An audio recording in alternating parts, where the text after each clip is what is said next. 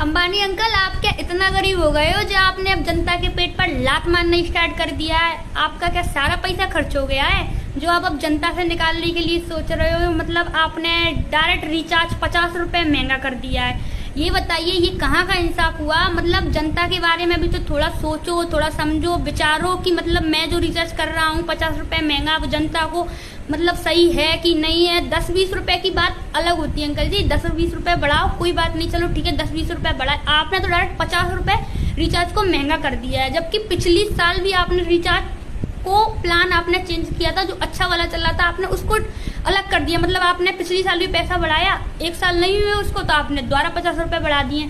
आपने तो अपने हिसाब से 50 रुपए बढ़ा दिए, आपका पैसा खर्च हो गया है। तो भाई साहब, पब्लिक अंकल जी मेहनत से पैसा कमाती है, आपने तो रिचार्ज में बस कह दिया 50 रुपए बढ़ गए।